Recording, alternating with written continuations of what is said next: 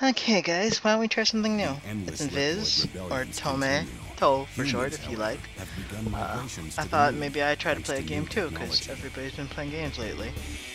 So, I thought, Megaman X8. That might be a little bit exciting. So, you know, I've seen Bex does amazing stuff, and Dren, you know, he's all about VMs and everything. VNs, not VMs, totally different field. But I'm really more a console gamer than they are, so I thought maybe it would be cool if I played something that was more console-y. I like Mega Man games, and everybody on the internet plays Mega Man X1 through 5-ish, and then they hate 7, so they always talk about 7, and they play the remake, which was awesome. But 8 doesn't come up that often, and I thought maybe we should try 8 and see what happens. 8 came after the 3D disaster that is 7, but you'll notice here from this sweet MV that they tried to go back to 2D for the most part. Right as I say that, they show 3D stuff, right? So I own this game. It's been a long time since I played it though, so I'm not exactly sure where we're gonna go with this, but I figure let's try it out, see what happens. And since it'll allow me to play more games if I play with, you know, the channel, I thought why not? So, Megaman X8. Let it say it. Okay. So, I'm gonna start on normal difficulty because I suck. And I don't have subtitles on because it doesn't capture properly. So. Rebellions continue. Humans, however, have begun migrations to the moon, thanks to new technology. As they try to explain why Mega Man X games don't have humans. And an orbital elevator was built as part of it. Highly advanced new generation Reploids have been brought to the moon's surface to work. So if you didn't already get part of the idea here, it's called the Jacob Project, because religious references. It's Jacob's Ladder, I believe, is the whole thing. Although I'm surprised they didn't go with like Tower of Babel or something, knowing how this goes. But, and then things go horribly wrong. And Mega Man X logo, which is very classic back to old Mega Man. So part of the reason that I planned to do this, or I wanted to do this, is because everybody talks about, you know, the Mega Man X games and what's great about them and what sucks about them. And as much as I like, you know, 1, 2, 4, 5, and 3 was pretty good, and 6 was okay, and 7 sucked. 8 does a couple of things right, trying to get back to it, and then does a bunch of things wrong, sort of. And I thought maybe there'd be some talk about it while we play. That way, I'm not just going, "Ugh, this is hard." This is X. I've encountered an accident, You know what I mean? while on patrol of the orbital elevator. Dispatch rescue mechanoloids immediately.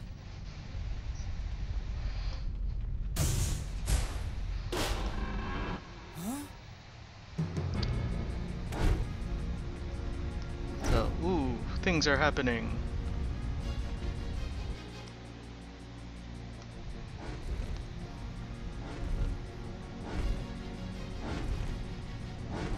Ooh, it's a bunch of Sigmas. Why are there a whole bunch of Sigmas? It's always gonna be one of those questions, right? Why does Sigma keep coming back? But apparently this time, Sigma? it's not Sigma. Or is it? And for some reason, this one person doesn't have to transform. During the accident, we had to copy a sturdy Sigma body. We new generation Reploids enjoy complete and total immunity to all viruses. Which doesn't really make that much sense. So even copying something as dangerous as Sigma provides no risk. So one of the interesting things about it is if you look at all of these new generation Reploids that look more like robots, they all kind of look like the little Promethean X things from Mega Man And of the Jacob Project. 0 and whatnot, and it's kind of a foreshadowing. Also, why all of the one Reploid type, if they're trying to be kind of humanoid, would look the same?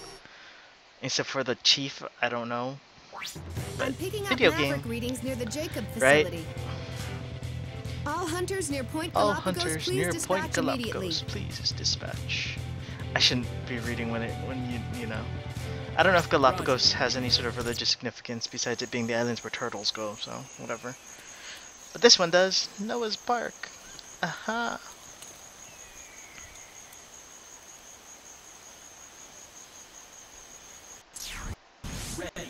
Ooh, that was a little bit of a stutter. X, this new Maverick, its pattern is very unusual. I'd like to do some research on it, so try to pick up plenty of samples. Got it. Okay, Axel, let's get going. Ready when you are, X. When you need Axel's help, call him in with a character change. Huh. Better watch out, X. I might just steal your spotlight. You two be careful. I'll send Zero over later to give you a hand. Give me a hand. So it has the changeover system. I can hit a button and switch between X and Axel. And then as I kill things, I'm collecting chips, which is how you get power-ups in this game. Unlike the other games where you find a lot of your power-ups on the ground, in this game you find some of them on the ground, and then the rest of them you have to pick up. One of the things in this game that is irritating is that some of those chips are hidden. And I honestly don't remember where a lot of them are. But if I were, I might look it up just for the convenience of knowing. X, Axel, I've examined the data on that Maverick. Looks like it grabs its opponents and immobilizes them. If you're grabbed by the enemy, call for a tag assist and help is on the way. So this is a good time to talk about one of the things about this game that kind of messes me up a little bit. And you might already see it if you're watching this and you're thinking about old Mega Man. Like, can you see how big, how much space they take on the screen? Like, it's maybe about three Reploids tall, and you know, so many Reploids wide as an aspect ratio. And I'm using Axel here just because he's easier to kill this guy because he can hover in the air. But anyway, you know, in that amount of space is less by maybe like one whole person in size. So you feel very restricted in combat and in analyzing the platforming.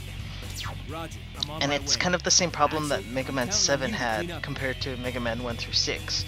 No problem, X. And then later 9 and 10. But sometimes it pulls back more, and when it does, it works pretty well, I think. Axel, can you hear me? And she's just telling me about hover, which I'm going to ignore because I've already done it.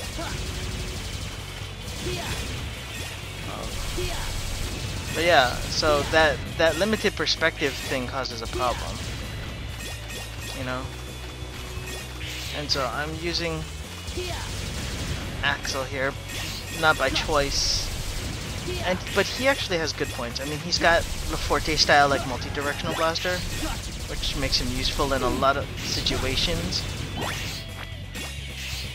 And he has by default this hover, which he can also do when he's shooting. And you'll see he gets blue shots every once in a while, like it's what, every 7 shots or so. And the blue shots are his knockdown shots. Like everybody's got a stun mechanic basically. So with Zero, it's his 3rd hit or so. With Mega Man, it's his charge shot. And with Axel, it's that blue shot that happens after a while. And for most things, that's not going to make a difference. Like, you see how much of that I did without needing to care about that. But with big bosses and certain things, they use that as a mechanic to kind of force you to charge and force you to use combos. And here's Zero. You show up late and have the nerve to complain? I can more than handle a few That's the spirit. Let's move. Sorry, I shouldn't be skipping dialogue, but he's kind of... So yeah, now I'm Zero, which, you know, kind of has his 5 and 6 style combo, which is the upward swing instead of the downward swing for his 3rd. Not too bad. He doesn't have Kuembu, so he can't spin jump. And I can't get up there, which means I'll have to come back later. But he still feels remotely the same as he used to. Maybe just a little less sharp.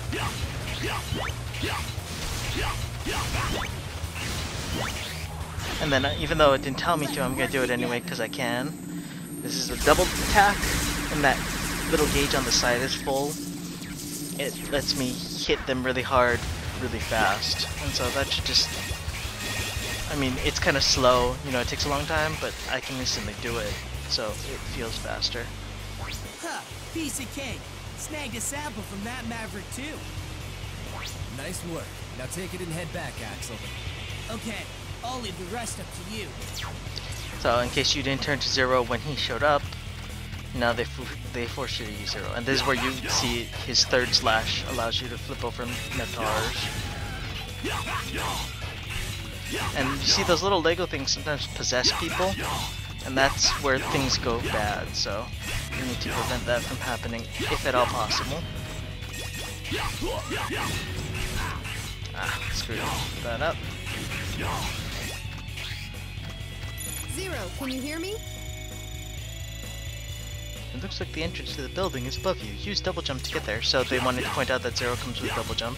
You can't get into this door right now, but when you come back you can, and it's an X capsule. So Dr. Light apparently just has this amazing timing to just hide X capsules in plain sight now. That's not timing. I don't know why I said the word timing. And here's your stage so that you get to practice with 0 killing things, like you just did with Axel.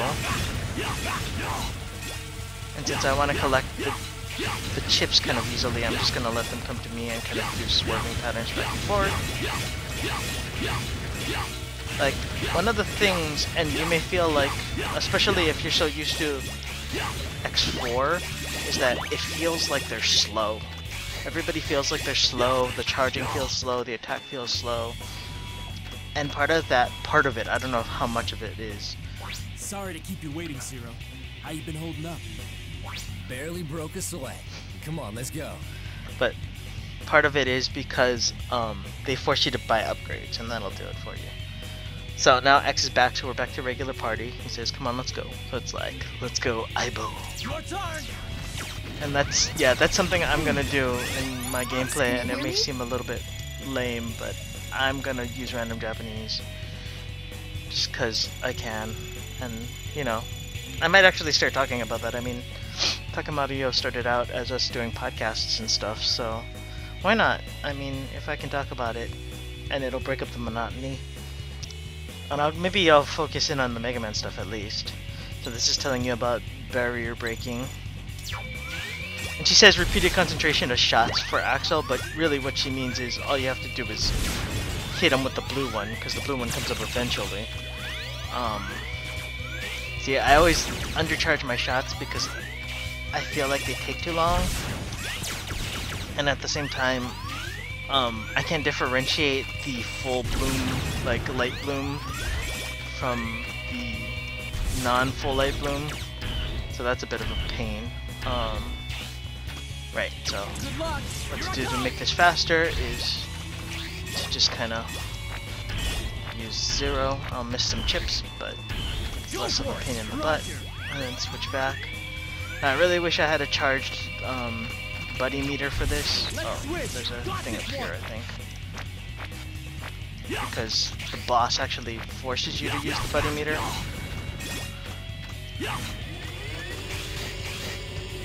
But I'll probably figure that out soon enough. So yeah, 0 doesn't have... Oh look, 0 has his air dash, but his maneuverability is a little bit weird.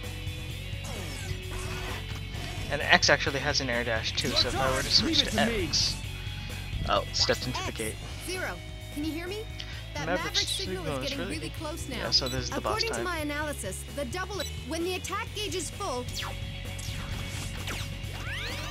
So he still has an air dash too, which is weird because, you know, they decided to let him keep his air dash. I don't think you've got to keep the air dash in 4. That's another thing that kind of scares me too when you first enter these rooms. It looks like your charge dies out, and having a full charge in a fight with X is kind of essential. So... he's rather easy, you just full charge his face. Although, I'm sad that I can't get those crystals that he's dropping, because those are, like, worth a lot chip-wise. Almost didn't charge that enough.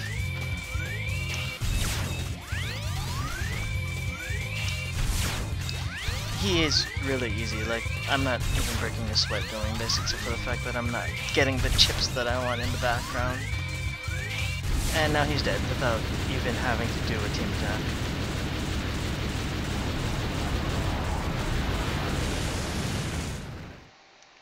And I would have liked to have gone under him to get those crystals, which I believe are just like packs of 10 chips, but... Oh, there, I got them. I hope that counted. Oh no, we could be launching a bunch of missiles. Why would he launch them in the middle of nowhere? A shoulder cannon! That could only be Boba Fett! How nice to see you again, X. Okay, not Boba Fett. Vile. Or Vava, if you play it in Japanese. Class A hunter, but now he's our sworn enemy. Who's died like twice to us already. Criminal. I'd love to stay and play, boys, but I'm afraid I have too much work to do. And so they're like, oh my god, he captured Lumine! But... I don't know why you would want to. Lumine? That's right. The orbital elevator is under our control now. Like, I don't understand why stealing the director of the project means that it's under your control now. Just what do you plan to do? 'Cause you could probably just change all the security measures and everything, and it would work out just fine. It begins now. I mean, you wouldn't be able to A new progress in it, world I will guess, be or born. improve it, but... It's not like he's, like, the key to the car, right? And if he was, people hijack cars. That looked like a hard fight, but there was never any doubt that you'd come out on top. So one of the things about this is speed, of course, and then how many kills you can get, how long you can keep a combo going, so how long you can go without getting hit, and finding items. And so, since I can find They're items, after it just kind of Lumine, sucks. the director of the facility. If that's the case, then the ultimate goal must be control of the orbital elevator. No freaking duh, he just said that. Weren't you listening to Vile? I don't know what the deal is, but Vile kept talking about some new world beginning. They must be up to something Oh! Warning! Warning! I'm picking up a Maverick reading. Wow, that took a while, but she found something. Okay, see, so here are our 8 Mavericks as always. But before we do that, let's go ahead and go to the R&D lab so I can save. Welcome to the laboratory. Oh, and This here's is where you can save the other your progress navigator. and develop chips.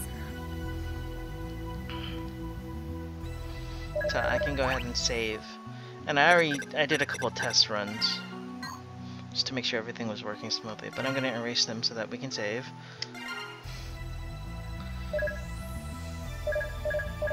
So yeah, one of the things that you do in this game is you do chip development.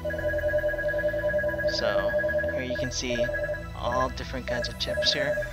Those are for that one. Most of these do different things, either in the temporary sense or the long sense. So these life bottle halves and weapon bottle halves are like life tanks, E-tanks, energy tanks, and weapon tanks. But eventually you'll be able to get a full bottle, which you can use twice, kind of like Link, and then eventually you actually get the weapons tank and one weapon tank, and then you can just store energy ambiently as well. Okay, game also makes you have to buy lives, and they max you out at so many lives. So because I'm playing on normal, you get 2, but I believe on hard you only get 1 shot. And these are temporary, these work once. And then down here, these purple ones I believe are the ones that are permanent. So it says your attack gauge charges faster than normal, so you can do your things faster, and then you can unstun faster. And then as you find those chips in the ground and whatever, or do special things, you'll unlock more stuff. Each character has their own thing too, so more life, which is irritating that you don't just find heart pieces. Although I think you might be able to still find heart pieces, I don't remember. How fast you get out of stun, how much weapon energy you have. This one really only matters a lot for X, if I remember right. Axel just gets new guns, and Zero just gets techs. So, except for, you know, Zero's mandatory, I have one tech that actually uses power. I don't think he needs weapon up that often. More chain combos means better score. This stuff helps you change, you know, and then you'll get more stuff as you go along. And they all, for now, start up with the same kind of thing, except one variation. So, he doesn't have it, but Zero has the ability to add more saber attacks. And I don't think Axel has anything either, so it's mostly just Zero. Zero is also the one that you have to buy weapons for, I believe, so that's probably what these slots are, if you don't want to use default saber. But, you know, they're really expensive, so we're gonna be here for a while. So, you know, that's what it is. There's 8 Robot Masters to go through, and honestly, I do not remember the best order for this. So, we're a little bit early. I mean, normally these are like half an hour long, and I'm under that, but for today, we're just gonna say that's the end of this one, because it was the intro stage, and I actually played it rather presentable.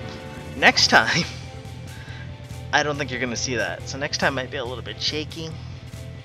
I did beat this game all the way through 100% when I bought it a long time ago, but that's not gonna be the case this time, so next time we'll just try this again. And I guess I'm probably gonna start off with the panda, because I believe the panda is the first one you're supposed to go to.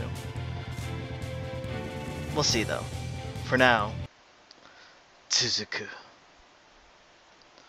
Jikai. Tanoshikatta ka? Was that fun? I'll see you next time, everybody. Take care.